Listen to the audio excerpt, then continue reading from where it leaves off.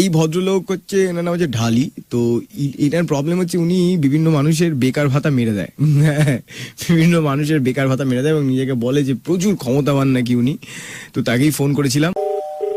হ্যাঁ ঢালিদা, আমি আমি আমি খুব গরিব একটা মানুষ, বুঝলে তো? আরে কে বলছেন আমি বুঝলাম না, ইয়ার কি মানে জায়গা বলো না। ইয়ার কি না ঢালিদা, আমি খুব গরিব, তুমি তো গরিবদের হেল্প করো।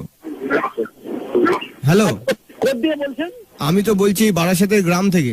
বারাসাতের গ্রাম থেকে কথা বলছি। আমার খুব ভালো লাগলো যে আপনি গরিবকে আপনি করে কথা বলছেন, এইরকম সম্মান তো আজকাল আমাদের কেউ দেয় না।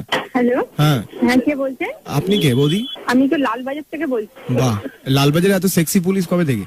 এ মা, লালবাজারে এত সেক্সি পুলিশ করে। পাটাং বাইরে পড়বে না। তুই কি বলেছিস ম্যাডামকে? না ম্যাডামকে তো প্রশংসা করেছি। তোমার প্রশংসা করাচ্ছি আমি ওখানে। এই ঢালিদা বলছি তুমি মানে ইয়ার কি মারছিস নাকি? তুই উল্টো পাল্টা কথা। এই বলছি তুমি কি সবসময় লালবাজার নিয়ে ঘোরো নাকি?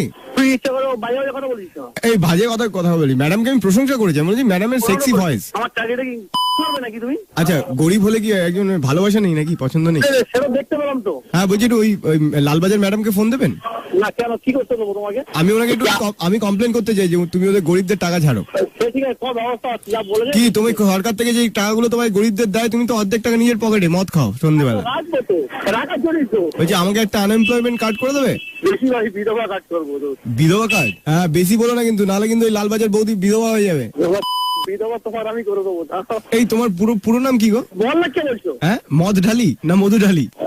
গালাগালি খাবি কেন এবার উল্টো পাল্টা? সব থেকে ভালো গালাগালি দিলে কি ভালো হবে? আচ্ছা ঢালিদা বলছি বেকার ভাতা, আমি গরিব লোক বলছি একজন, আমি ইয়ার কি বহুত বাজে তো। হ্যাঁ আমি একজন গরিব বলছি। তো গরিব হয়ে বাড়িতে ভেঙে বসে যাও। তোমার বাবা মা নাকি তোমাকে বেকার ভাতাতে পেয়েছে? হ্যাঁ পেয়েছো তো, সব পাই, যা যা তো সরকারি আছে তুমি তো সব পাই। গত মাসে নাকি একটা বোন পেয়েছে বেকার ভাতায়। বলছে কাজ করছে, ফোনটা একবার পড়ে গেছে, তাও বললাম মানে বিরক্ত করো না। এতক্ষণ অনেক কথা হচ্ছিল। খুব বলে যাচ্ছে নিজে নিজে, আমি তোমার শুনতে পাচ্ছি না, বুঝতে পারছি না বলে খুব বলছো, বলে নাও। সবাই আমার এলে আমি ঠিক শুনিয়ে দেবো।